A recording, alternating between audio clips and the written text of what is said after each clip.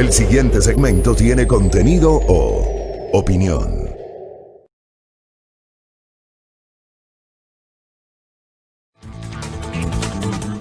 Muy bien, 6:25, gracias. Tranquilidad. Si no fuera por DJ Line, no sé qué pasaría aquí. Pero bueno, algún problema, a veces ocurren estas cosas, ¿no? Pasan las mejores familias, algún problemita técnico con la red, pero felizmente lo logramos y estamos ya al aire a través de nuestra señal de Facebook Live. Muchos que nos siguen estaban preguntando qué pasó con el programa. Estábamos con el programa por la señal de radio, pero ya estamos en el Facebook Live. Así que saludos cordiales a todos quienes muy tempranito ya se han conectado, ¿no? Poco a poco va subiendo la audiencia y la interacción que tenemos a través de nuestra habitual transmisión de Facebook Live. Conéctense con nosotros a través de las fanpages de Majestad Radio y también de Primera Plana, que es nuestro portal del que forma parte este espacio a primera hora.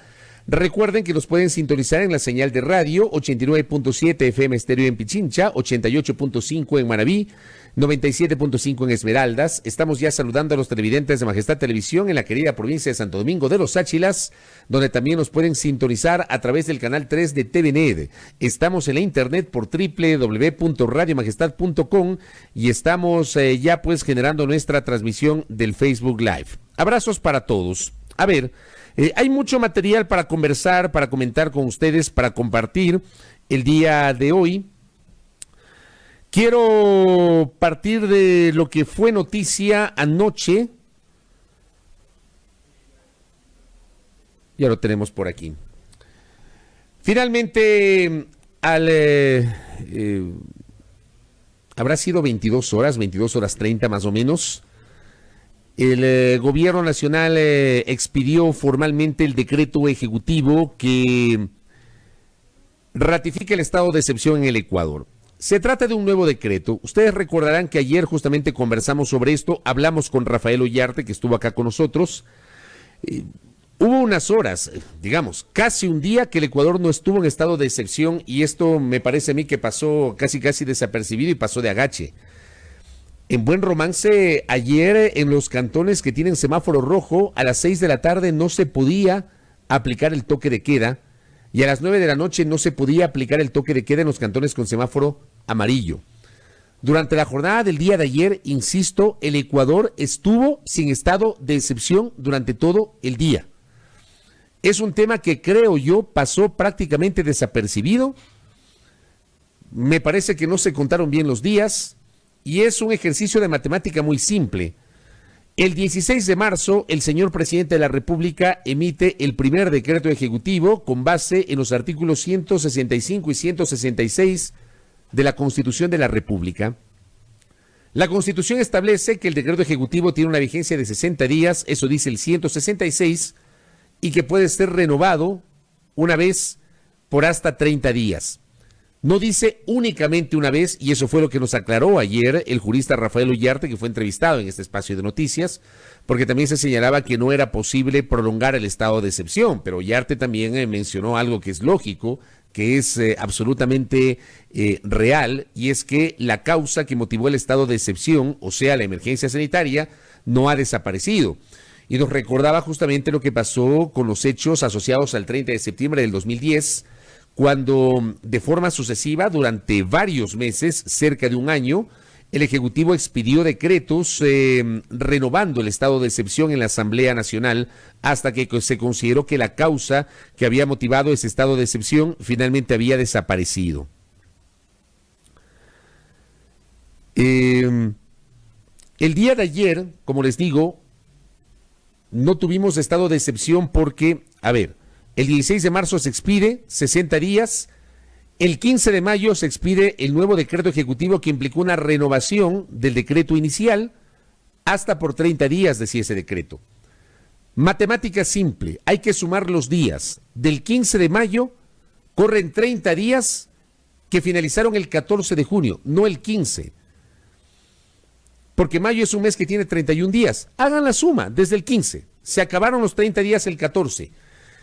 La noche del 14, el Ejecutivo debió haber emitido el decreto que finalmente se emitió el día de ayer. Como se lo emitió el día de ayer, querría decir que este lunes, durante prácticamente todo el día, el país estuvo sin estado de excepción. así fue. Y esto fue alertado por este espacio de noticias, fue alertado por algunos juristas, hasta que finalmente, después de las 10 de la noche, se expide el decreto ejecutivo 1074, que no implica una renovación del decreto que estaba vigente hasta el domingo, sino un nuevo estado de excepción. En el artículo 1 del decreto ejecutivo 1074, se declara el estado de excepción por calamidad pública en todo el territorio nacional por la presencia del COVID-19 y por la emergencia económica sobreviviente de la emergencia sanitaria. Ahí ya tenemos una variación inclusive en la concepción del decreto ejecutivo. Ya le añaden la emergencia económica sobreviviente a la emergencia sanitaria que atraviesa el estado ecuatoriano, a fin de poder, por un lado, continuar con el control de la enfermedad a través de medidas excepcionales necesarias para mitigar su contagio masivo y, por otro lado, establecer mecanismos emergentes que permitan enfrentar la recesión económica así como la crisis fiscal y generar las bases para iniciar un proceso de recuperación económica para el Estado ecuatoriano. Póngale ojo a ese artículo 1 porque ya vamos a comentar al menos nuestra impresión en torno a este tema. En el artículo 2 se dispone la movilización de todo el territorio nacional, se habla del Ministerio de Salud, se habla de la Secretaría o del Servicio Nacional de Gestión de Riesgos, de varios ministerios, de la administración pública. En el artículo 3 se suspende el derecho a la libertad de tránsito y el derecho a la libertad de asociación y reunión. Eso ya estaba vigente en el decreto anterior que fue renovado. Se habla del papel del Comité de Operaciones de Emergencia que dispondrá los horarios y mecanismos de restricción. En el artículo 4 se determina que el alcance de la limitación del ejercicio del derecho a la libertad de tránsito se realizará únicamente con la finalidad específica de mantener las medidas de aislamiento. En el artículo 5 se declara el toque de queda. Insisto, ayer no había toque de queda. Recién se podía aplicar el toque de queda después de la expedición de este decreto ejecutivo. Solamente el estado de excepción permite el establecimiento del toque de queda y de la prohibición de libre tránsito. Hay que leer la Constitución, no importa lo que digan otras leyes. La Constitución es la norma suprema y una ley no puede estar por encima de la Constitución. Hay que leer nomás la letra de lo que dice la Constitución. Con esto ya se puede, obviamente, generar el aval jurídico para el toque de queda. ¿Qué más dice? En el artículo 6, determinar el alcance de la limitación del ejercicio de libertad de asociación y de reunión. Esto se mantendrá respecto de todos los eventos de afluencia y congregación masiva a nivel nacional. Respecto de otras actividades de asociación y reunión, el Comité de Operaciones Nacional determinará los términos de la ejecución de la suspensión dependiendo del color en el cual se encuentre cada jurisdicción. En el artículo 7, disponer las requisiciones a las que haya lugar. Artículo 8, el Ministerio de Finanzas proveerá de los recursos, pero resulta que hasta ahora no les pagan el sueldo a los servidores públicos. En el artículo 9, el estado de excepción regirá durante 60 días. Esto también es importante, porque el primer decreto del 16 de marzo era por 60 días, se renovó una vez el 15 de mayo, esa renovación terminó el 14 de junio, y ayer, 15 de junio, se emite un nuevo decreto por 60 días. Durará 2 meses este decreto ejecutivo. Se notifica a la Asamblea Nacional en el artículo 10, a la Corte Constitucional y organismos internacionales. En el artículo 11, notifíquese de la suspensión del ejercicio del derecho a la libertad de tránsito y libertad de asociación y reunión a la población ecuatoriana a través de los medios de comunicación. Ahí se comieron una palabra en el decreto. En el artículo 12, habla de disponer justamente a varios ministerios la evolución del COVID-19, así como el abordaje de emergencia económica, y el artículo 13 habla justamente de la ejecución del presente decreto. ¿Por qué les pedí que tomen en cuenta el artículo 1? Y les voy a repetir el artículo 1 del decreto ejecutivo. Póngale ojo, escuchen bien lo que voy a decir, porque es importante. El artículo 1 dice, declárase el estado de excepción por calamidad pública en todo el territorio nacional por la presencia del COVID y por la emergencia económica sobreviviente a la emergencia sanitaria que atraviesa el estado ecuatoriano. ¿Se acuerda del informe de la Nación del presidente Lenín Moreno el 24 de mayo, el domingo 24 de mayo? El informe de su tercer año de mandato. ¿Se acuerdan del anuncio que generó el presidente? Este decreto, entiendo yo, por la lectura del artículo 1, que ya no habla solamente de la emergencia sanitaria, habla de la emergencia económica sobreviviente a la emergencia sanitaria que atraviesa el país. Se entendería que con base en este decreto, ahora sí, el Ejecutivo podría instrumentar la prerrogativa consagrada en el propio artículo 165 de la Constitución y que le permite la recaudación anticipada de impuestos. Recuerden lo que dijo el presidente, el anuncio que fue, digamos, un poco ambiguo, que luego procuró ser explicado por varios de sus ministros, por el ministro de Finanzas Richard Martínez y por el secretario general de Gabinete Juan Sebastián Roldán, en el sentido de que se pedirá un cobro anticipado de impuestos a los sectores que ganan o que tienen ingresos de más de $5,000 mensuales. Eso fue lo que dijo el presidente de la República durante su informe a la Nación del pasado domingo 24 de mayo. Les vuelvo a leer el 165 de la Constitución. Declarado el estado de excepción, el presidente de la República podrá, artículo 1, decretar la recaudación anticipada de tributos. Ese decreto le va a permitir al presidente Moreno, entendemos nosotros, proceder a la recaudación anticipada de impuestos conforme lo había anunciado él mismo. Y es algo que ha sido esperado durante prácticamente 3 semanas, porque, insisto, esto fue anunciado por parte del propio presidente de la República.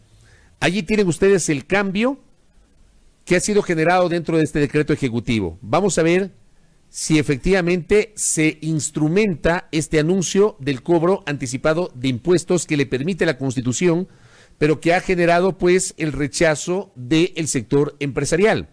En este mismo espacio de noticias generamos algunas reacciones en la semana posterior al informe a la Nación del presidente Moreno, o sea, durante la última semana de mayo, y por ejemplo, Caterina Costa, quien es la presidenta del Comité Empresarial Ecuatoriano y presidenta de la Cámara de Industrias de Guayaquil, había expresado la oposición del sector empresarial frente a esta posibilidad del cobro anticipado de impuestos. Esta es noticia de primera mano que ha sido generada en estas horas por parte de la función ejecutiva y que las trasladamos. Yo insisto, no entiendo por qué el decreto no se emitió la noche del domingo y se lo emitió la noche del lunes. Ayer durante todo el día el país en estricto rigor no estuvo en estado de excepción jurídicamente hablando. En la práctica sí, o sea, en la práctica hubo pues, digamos, se mantuvo el tema de los semáforos, el tema de las restricciones de las placas para la circulación, aunque muy pocos respetan eso, pero en estricto rigor el país no estuvo en estado de excepción ayer, hubo una suerte de acefalía en ese sentido, hasta que finalmente se emitió el decreto ejecutivo que fue primero informado por parte de la ministra de Gobierno, María Paula Romo. Esto por un lado.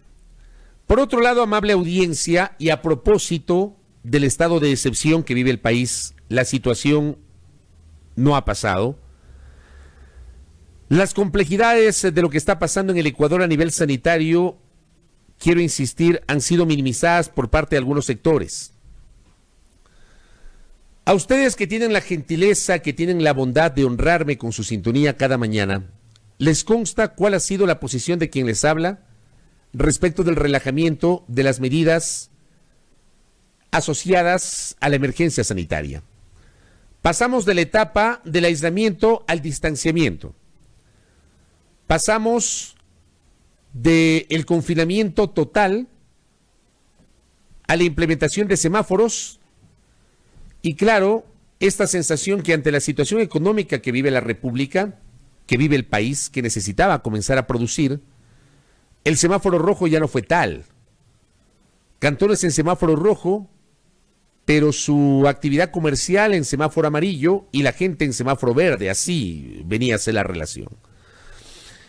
Y fruto de esa relación, pues, recordarán ustedes que hace un par de semanas hubo una modificación respecto de la propia concepción de los semáforos. En el semáforo rojo, por ejemplo, el toque de queda empezaba a las 2 de la tarde, se lo pasó a las 6 de la tarde. En el semáforo amarillo, el toque de queda empezaba a las 6 de la tarde, se lo pasó a las 9 de la noche, por mencionar un ejemplo. Y nuestra posición en este espacio de noticias, querida audiencia, a ustedes les consta, ha sido que lamentablemente se empezó a hablar exclusivamente de la afectación económica y nos olvidamos de la situación de la salud.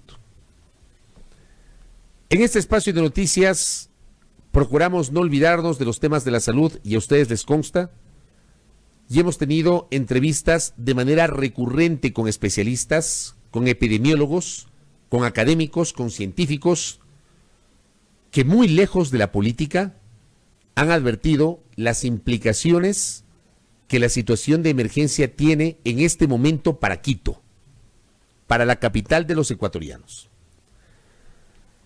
El alcalde metropolitano Jorge Yunda hace 9 horas escribió un tuit. Hay un preocupante aumento de la demanda de camas, tanto en hospitalización como en unidades de cuidados intensivos. La capacidad de la red pública de salud está al tope. Solicitaré al Comité de Operaciones de Emergencia Nacional, COE, una reunión urgente para tomar las decisiones más adecuadas para proteger a nuestros conciudadanos. ¿Se acuerdan que siempre hablamos de esto? ¿Se acuerdan que cuando pasamos al semáforo amarillo planteamos la necesidad de mantener el distanciamiento, de no relajarnos? Es verdad que había que reactivar la economía, pero lo dijimos en este espacio. La reactivación de la economía debe ir de la mano con la necesidad de garantizar medidas sanitarias que precautelen la salud de los ciudadanos. Nos dijeron, por ejemplo, se va a implementar el retorno paulatino del servicio de transporte público. Inicialmente hubo un anuncio. El transporte iba a ser gratuito, se iba a activar hasta el 30%, el 40%, perdón, de la totalidad de buses que tiene el Distrito Metropolitano, 1.200 buses aproximadamente, más la flota de transporte municipal, y que en ese 40%, o sea, en esos 1.200 buses, se iba a permitir no el 50%, como decía la normativa del COE Nacional, sino hasta el 30% de aforo, más o menos 27 personas en cada bus. El Consejo Metropolitano de Quito, amable audiencia, no dio paso a una resolución que permita, durante, entiendo, 3 meses, que era la idea inicial, generar la tarifa cero para el transporte y que los transportistas reciban un subsidio por parte del gobierno local, en este caso de la municipalidad, porque el argumento era tratar de evitar el contacto físico entre el pasajero y el cobrador, el conductor, a través del intercambio de monedas o de dinero. Finalmente esto no fue aceptado por los transportistas y no fue aceptado por el Consejo Metropolitano. Tampoco fue aceptado y finalmente no se implementó, porque no se llegó a un acuerdo con el sector de la transportación, de que el aforo sea de solo el 30% en los buses, sino del 50%. Miren ustedes cómo están los buses hoy en Quito.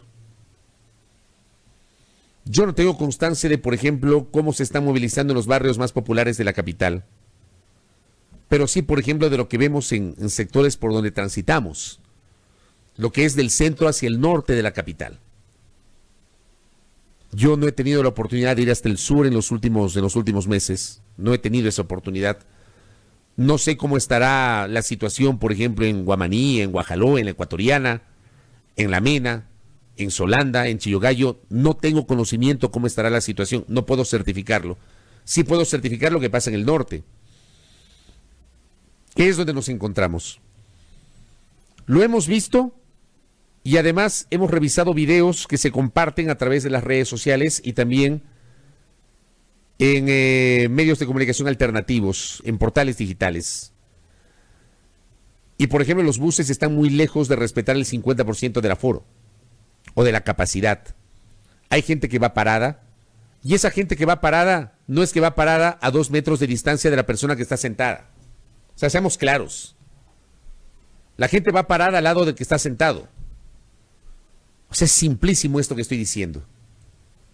Lo lógico era que no vaya nadie parado. No nos vimos en el espejo de Guayaquil. No nos vimos.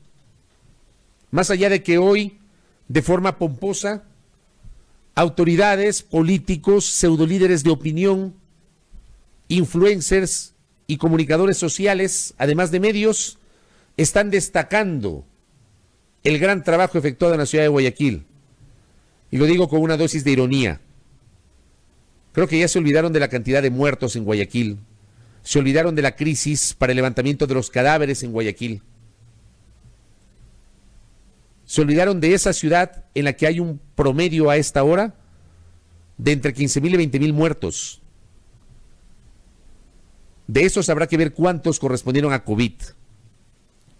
Ya se olvidaron, en Guayaquil ya se olvidaron de las cifras espeluznantes. Hoy hablan del modelo de Guayaquil. Yo no sé de qué modelo se puede hablar. Y sí es verdad lo que dice Rebeca Paladines. Se burlaban de Guayaquil. Aquí, por ejemplo, en Quito, se burlaban de Guayaquil. Hablábamos del desorden de los guayaquileños, de la falta de respeto de los guayaquileños al distanciamiento, de cómo circula la metrovía en Guayaquil, de cómo la gente no usa mascarillas, ni guantes, ni mucho menos.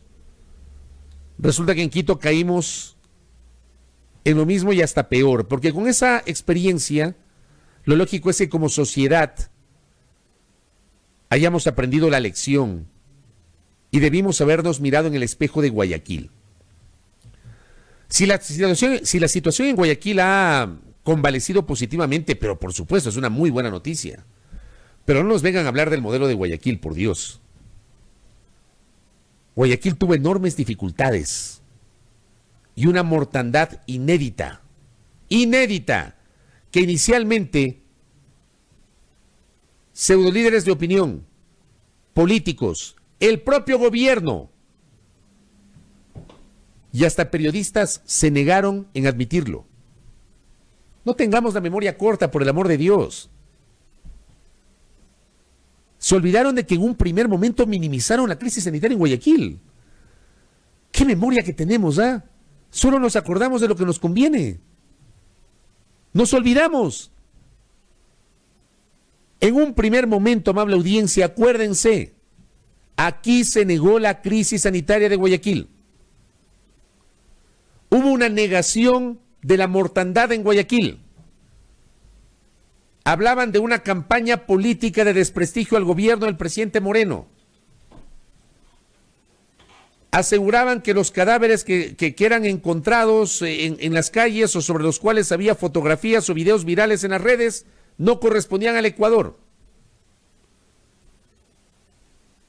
Y sin embargo, después el gobierno tuvo que crear una fuerza de tarea conjunta liderada por Jorge Guatet para el levantamiento de los cadáveres. No ha de haber sido porque era mentira, ¿no? Y ahora esa misma gente, que en un primer momento negó la crisis sanitaria de Guayaquil, luego se quedó callada. Y negaron. Y hoy hablan del modelo que exitosamente sacó de la crisis sanitaria a Guayaquil. ¿Cuál modelo? Si en Guayaquil hay una convalecencia, unas cifras positivas en buena hora. En buena hora. Porque Guayaquil sufrió mucho. Muchísimo.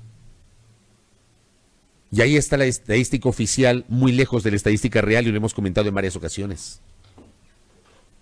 Pero no nos hablen del modelo exitoso de Guayaquil para el control de la pandemia, por Dios. Reconozcan los errores que cometieron.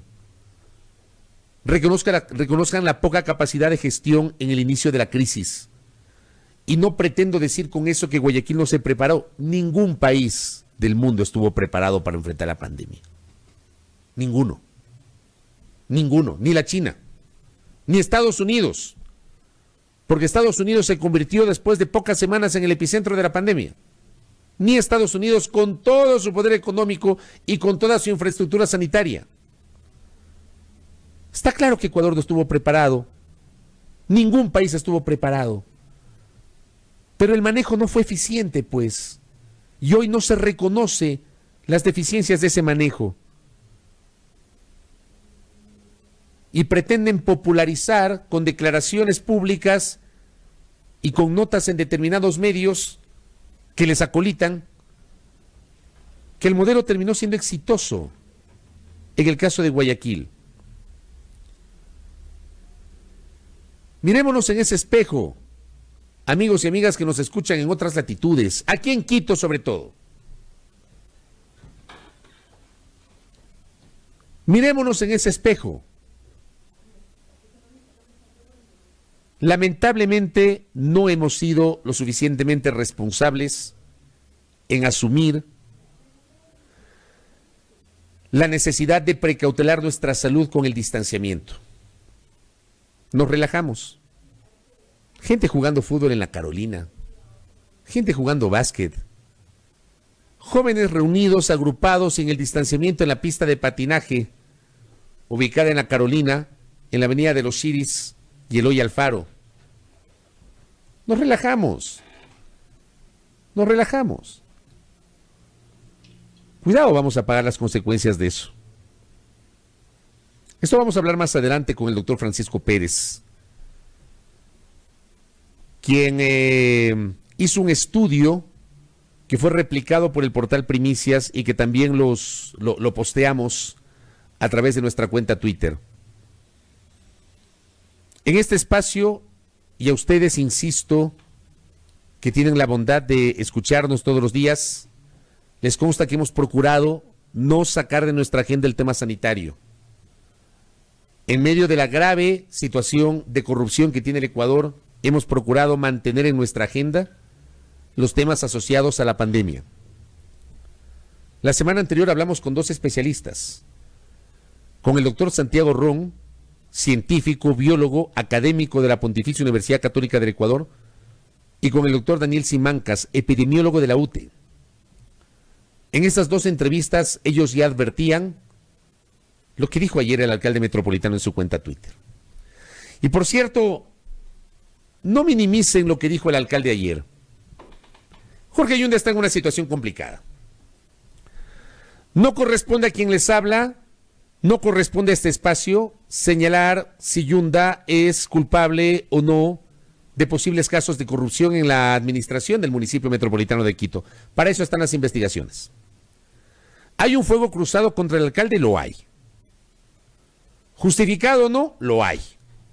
¿Que hay que investigar? Por supuesto que hay que investigar, pero sucesivamente Jorge Yunda en la mitad y está soportando un fuego cruzado. Habrá que ver cuánto de eso que se ha denunciado o sobre eso que se ha denunciado hay una responsabilidad directa del alcalde. Primero partiendo de la confirmación de si hubo o no un caso de corrupción o casos de corrupción. Eso, insisto, en estricto rigor debe ser determinado por las autoridades con base en las investigaciones. En estricto rigor. Pero separemos la situación política y jurídica del alcalde. Separemos eso. Si mañana pasado la investigación de la Fiscalía determina que el alcalde incurrió en actos de corrupción, pues, amigos y amigas, para eso están las cortes y para eso están las leyes.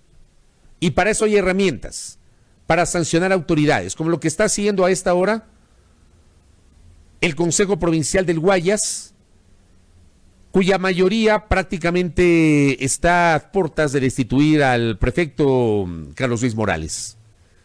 El COTAD, el Código de Organización Territorial de Autonomías y Descentralización, establece todos los procedimientos para sancionar a autoridades locales de elección popular, que en este caso pudieron haber incurrido en casos de corrupción. Están las herramientas. O sea, dejemos el show a un lado, permitamos que investigue la Fiscalía, demandemos que esa investigación sea transparente, sea apegada a derecho, no sea selectiva, que es lo que siempre hemos planteado en esos micrófonos. Separemos ese tema, pero hablemos del tema sanitario. ¿Y por qué lo menciono? Porque alguna gente ayer, a propósito del tuit de Jorge Yunda, del alcalde metropolitano de Quito, asumía de que se trata de una cortina de humo generada por el alcalde para desviar o pretender evadir su responsabilidad en los casos de corrupción que están siendo denunciados. ¿Qué es lo que yo sostengo? Ok, no le crean a Yunda. No le crean a Yunda. Lean y escuchen a los científicos.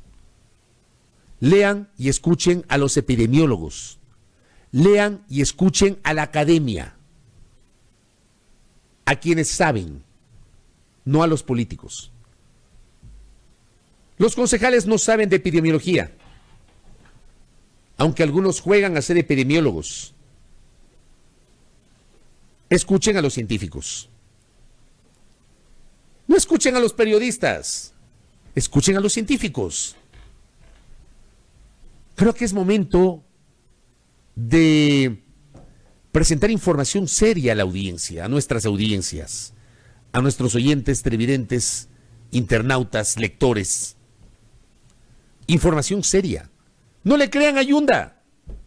Al final del día, Yunda termina siendo político. Es médico, sí, pero termina siendo político. Ok, no le crean a Yunda. Crean a los científicos. Lean y escuchen a los médicos, a los epidemiólogos, para con mayor certeza entender que lo que está pasando en Quito no es un chiste. No minimicen el debate. O sea, de verdad que hay sectores que de una manera tan deleznable pretenden minimizar las cosas. No minimicen el debate, créanme. Elevemos la calidad de la discusión. Elevemos la calidad de la discusión. A los señores concejales, algunos que son muy mediáticos, pedirles un poquito de cordura. No se trata de defender o no al alcalde. Si el alcalde está vinculado a casos de corrupción, pues para eso están las herramientas legales. Respetando, como siempre yo he dicho, el debido proceso, la presunción de inocencia, el derecho a la defensa. Dejen que Yunda se defienda. Que frente a las acusaciones y si le prueban algo, que Yunda presente sus descargos. Y si Yunda tiene alguna relación con actos de corrupción, insisto, para eso están las normas, para eso están las leyes. Pero separen esa parte y separen lo político y concentrémonos en el tema sanitario. Créanme, al común de los ciudadanos no nos interesa la bronca política. Nos interesa respuestas claras frente a una crisis que aparentemente, como se ha anunciado, en el caso de Quito se puede ir de las manos. Eso lo vamos a hablar más adelante. 6:56, gracias a esa gran visualización que tenemos a esta hora. Y miren ustedes, empezamos con problemitas en la transmisión, pero rápidamente se conectó nuestra audiencia.